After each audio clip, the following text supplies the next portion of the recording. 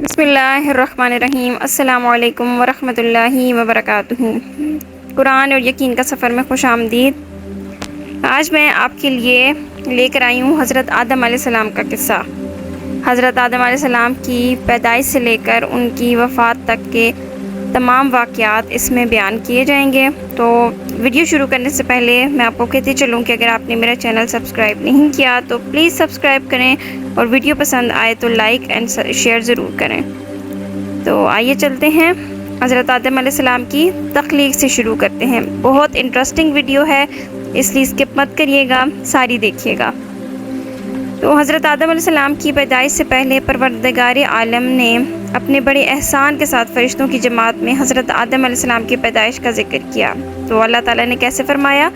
اللہ نے کہا کہ اور جب کہا تیرے رب نے فاستے فرشتوں کے، بے شک میں پیدا کرنے والا ہوں زمین پر ایک خلیفہ۔ جب ملائکہ نے یہ حکم سنا، یہ معلوم کر لیا کہ آدم علیہ السلام خدا کا برگزیدہ بندہ ہوگا۔ ایک تو سب سے پہلے اللہ تعالیٰ باقاعدہ اعلان کر رہے ہیں ان کی پیدائش سے پہلے ہی، اور دوسری بات یہ کہ وہ خدا کا نائب ہو کر زمین پر حکومت بھی کرے گا۔ تو فرشتوں کو جب یہ بھی معلوم ہوا کہ اس کا خمیر اور مادہ ایسی چیز سے بنا ہوگا جس کی وجہ سے اس میں بدکاری وغیرہ اور فسادات بھی ظہور میں آئیں گے، تو پھر فرشتوں نے نہایت عاجزی کے ساتھ اللہ تعالیٰ سے سوال کیا کہ الہی پھر ایسے خلیفہ کو بنانے کی کیا ضرورت ہے جب ہم تیری تسبیح اور تقدیس کے لیے کافی ہیں، اور ہم میں تو یہ بدکاری اور فسادات والا مادہ بھی شامل نہیں ہے۔ لیکن اس پہ اللہ تعالیٰ نے فرمایا کہ جو کچھ مجھے معلوم ہے وہ تم کو معلوم نہیں ہے۔ قرآن پاک میں اس سارے واقعے کا ذکر اس طرح ہے کہ کہا فرشتوں نے کیا تو کرتا ہے زمین میں اس کسی کو جو فساد کرے زمین میں اور بہائے خون، اور ہم تیری تعریف کے ساتھ تسبیح اور پاکیزگی بیان کرتے ہیں۔ پروردگار عالم نے فرمایا میں جانتا ہوں جو تم نہیں جانتے۔ فرشتوں نے اعتراض اور حسد کے طور پر نہ کہا۔ ایک تو پہلے جنات کے حالات دیکھ کر کہا، جن کا ذکر ابھی عنقریب میں آگے کروں گی نا، تو اس میں یہ ہے کہ لوگوں میں سب ہی تو نیک نہیں ہوتے نا، بلکہ مساوی بھی ہوتے ہیں، اور فرشتے نوری مخلوق ہیں، ان میں حسد بخل وغیرہ کا تو مادہ ہوتا ہی نہیں ہے۔ تو باقی ہر مخلوق خون بہانے والی اور فسادی ہوتی ہے، لیکن پروردگار عالم نے فرمایا کہ باوجود فسادوں کے بھی جو مصلحتیں ہیں وہ میں ہی جانتا ہوں، تمہارا علم وہاں تک نہیں پہنچ سکتا۔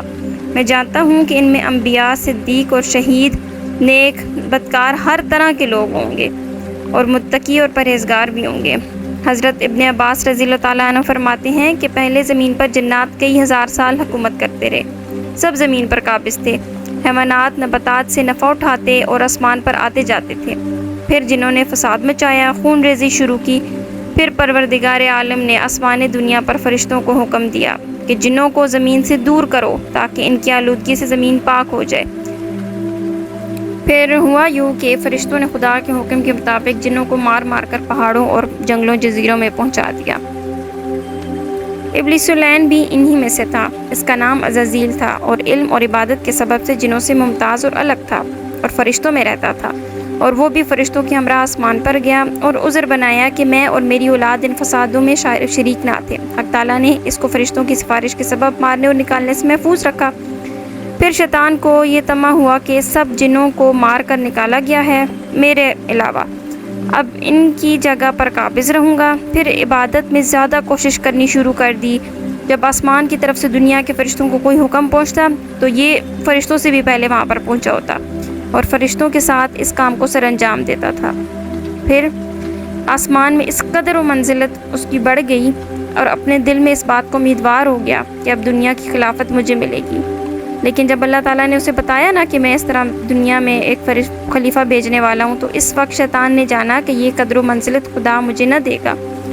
سب بندگی اور عبادت ریاکاری تھی، اس لیے اس کے دل میں حسد جوش کر گیا، کیونکہ جنات کئی ہزار سال حضرت آدم علیہ السلام کی پیدائش سے پہلے دنیا پر آباد تھے۔ ارشاد باری تعالیٰ ہوا، البتہ پیدا کیا ہے انسان کو ہم نے بجنے والی مٹی سے جو بنی ہوئی تھی کیچڑ سڑی ہوئی سے، اور پیدا کیا جنوں کو پہلے اس سے آگ لو والی سے۔ یعنی جنات کس سے تھے؟ آگ سے بنے ہوئے ہیں، اور انسان کیچڑ اور سڑی ہوئی مٹی سے۔ اب آپ خود سوچیں نا کہ انسان میں غرور کس قدر ہے، اگر وہ اپنی پیدائش پہ غور کر لینا تو سارا غرور ادھر ہی کا دھرا رہ جائے گا۔ تو اب اس پہ بات یہ آ جاتی ہے کہ وہ جو شیطان تھا وہ تو پہلے جنوں کے ساتھ تھا نا، اور وہ آگ سے بنا ہوا تھا، اس وجہ سے اس کے اندر غرور پیدا ہو گیا۔ اللہ تعالیٰ نے جب حضرت آدم علیہ السلام کو پیدا کرنا چاہا تو حضرت جبرائیل علیہ السلام کو فرمایا کہ روئے زمین سے ہر طرح کی مٹی، سرخ ہو، سفید ہو، شور و شیریں، نرم سخت، جس طرح کی بھی ہو، وہ ایک مشت اٹھا کر لائیں کہ میں ایک مخلوق پیدا کرتا ہوں۔ تو حضرت جبرائیل علیہ السلام زمین کے پاس گئے اور چاہا کہ ایک مشت خاک اٹھائیں، تو زمین نے پوچھا کس واسطے اتنی مٹی کم کرتا ہے؟ جبرائیل علیہ السلام نے جواب دیا کہ حق تعالیٰ اس سے ایک مخلوق پیدا کرے گا جو زمین پر رہیں گے، اور پھر جبرائیل علیہ السلام نے ان کو یہ بھی بتایا مٹی کو کہ ان میں کچھ نیک بھی ہوں گے اور بد بھی ہوں گے۔ زمین نے حضرت جبرائیل علیہ السلام کو اللہ کا واسطہ دے دیا کہ میں اللہ تعالیٰ کی عزت کی پناہ پکڑتی ہوں، تم مجھ سے مٹی نہ اٹھا، کیونکہ کچھ لوگ نافرمانی کی وجہ سے جہنم میں چلیں گے۔ حضرت جبرائیل علیہ السلام زمین کی یہ فریاد سن کر واپس چلے گئے۔ حضرت جبرائیل پھر واپس چلے گئے اور اللہ تعالیٰ سے ساری بات بیان کی کہ زمین تیری عزت کی پناہ چاہتی ہے، میں تیرے نام کی عزت سے مٹی نہ اٹھا سکا۔ پھر حق تعالیٰ نے حضرت میکائیل علیہ السلام کو بھیجا، وہ بھی واپس آ گئے اسی طرح۔ پھر اسرافیل علیہ السلام کو بھیجا، وہ بھی اسی طرح خالی ہاتھ لوٹے۔ پھر اللہ تعالیٰ نے اسرائیل علیہ السلام کو بھیجا، تو اسرائیل علیہ السلام نے زمین کی منت وزاری نہ سنی اور کہا کہ میں اللہ تعالیٰ کے حکم کو تیری منت وزاری پر نہیں چھوڑ سکتا۔ یعنی اسرائیل علیہ السلام ذرا سخت مزاج ہے نا، اسی لیے اللہ تعالیٰ نے ان کو موت کا فرشتہ بھی بنا گیا، اسی لیے ان کو ملک الموت کہا جاتا ہے کہ انہوں نے کہا کہ تو جس اللہ کا مجھے واسطہ دے رہی ہے میں بھی اسی کے حکم سے آیا ہوں، تو میں تجھے لے کر ضرور جاؤں گا۔ پھر اللہ تعالیٰ نے فرمایا اس مشت خاک کو جہاں پر اب کعبہ مکرمہ ہے وہاں رکھو۔ پھر 40 دن اس پر بارش برسائی، 39 دن غم کی بارش اور 1 دن خوشی کی بارش برسائی کی، اور یہی وجہ ہے کہ انسان زیادہ تر غم میں مبتلا رہتا ہے اور خوشی بہت کم ہوتی ہے۔ فرشتوں نے اللہ تعالیٰ کے حکم کے مطابق اس خاک کا گارا بنایا، پھر وہ کیچڑ خشک کیا گیا، جیسا کہ کمہار برتن خشک کرتا ہے نا، پھر وہ برتن آواز کرتا ہے۔ پھر اس گارے کو اللہ تعالیٰ کے حکم سے وادی لقمان جو مکہ اور طائف کے راستے میں عرفات سے متصل ہے لے جا کر فرشتوں نے ڈالا۔ پھر حق تعالیٰ نے اپنے دست قدرت سے اس گارے سے حضرت آدم علیہ السلام کا خوبصورت قالب بنایا۔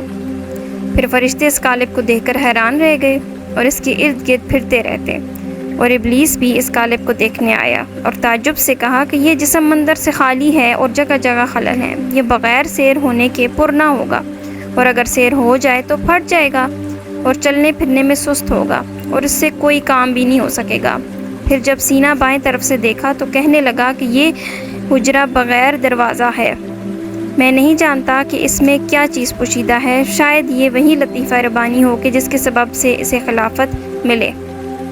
بعض روایات میں ہے کہ وہ قالب 40 دن تک وہاں ہی بے جان پڑا رہا۔ جب اللہ تعالیٰ نے چاہا تو اس قالب میں روح کو داخل ہونے کا حکم فرما دیا، داخل ہو جا اے روح اس بدن میں۔ جب روح اللہ تعالیٰ کے حکم سے سر کی طرف سے داخل ہوئی تو جہاں جہاں تک روح پہنچتی گئی وہ خاکی بدن جو ٹھیکری کی طرح تھا گوشت پوش ہڈی میں بدلتا گیا۔ سبحان اللہ، میرے اللہ کی شان، میرے اللہ کی قدرت۔ تو دیکھو جب روح سینہ تک پہنچی تو حضرت آدم علیہ السلام نے اٹھنے کا ارادہ کیا تو وہیں زمین پر گر گئے۔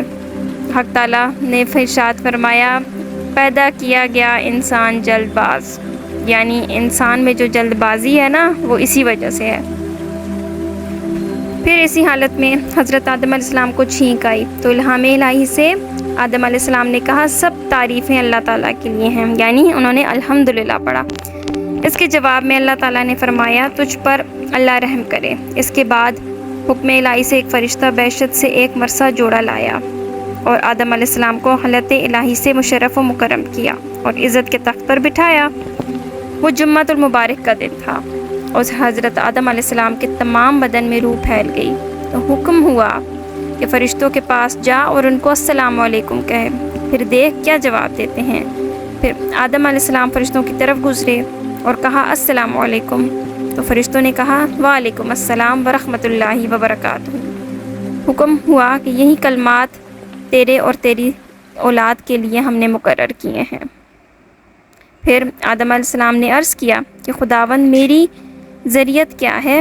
فرمایا کہ ذریت تیری میرے دونوں ہاتھ میں ہے، ان دونوں ہاتھوں میں سے جس کو تو چاہے اسی میں پہلے تجھ کو دکھلاؤں۔ حضرت آدم علیہ السلام نے عرض کیا کہ میں پہلے دایاں ہاتھ اختیار کرتا ہوں۔ پھر پروردگار عالم نے اپنا قدرتی دایاں ہاتھ حضرت آدم علیہ السلام کی پشت پر پھیرا تو ان کی پشت سے جس قدر نیک بخت لوگ قیامت تک پیدا ہوں گے ان کی صورتیں حضرت آدم علیہ السلام کو دکھائیں۔ پھر دوسرا ہاتھ حضرت آدم علیہ السلام کی پشت پر پھیرا تو بدبختوں کو نکالا اور حضرت آدم علیہ السلام کو دکھائے۔ آدم علیہ السلام نے اپنی اولاد کی صورتیں دیکھیں، ان میں بڑا فرق نظر آیا، خوبصورت اور بدصورت، دونگر اور مفلس، لمبے قد، چھوٹے قد، اندھے، لولے وغیرہ۔ پھر اللہ تعالیٰ نے ان سے عہد لیا، جیسا کہ ارشاد باری تعالیٰ ہے، اور جب آپ کے رب نے آدم علیہ السلام کی پشت سے ان کی اولاد کو نکالا اور ان سے انہی کے متعلق اقرار لیا کہ کیا میں تمہارا رب نہیں ہوں؟ سب نے جواب دیا کیوں نہیں، ہم سب گواہ ہیں، تاکہ تم لوگ قیامت کے روز یوں نہ کہنے لگو کہ ہم تو اس سے بے خبر تھے۔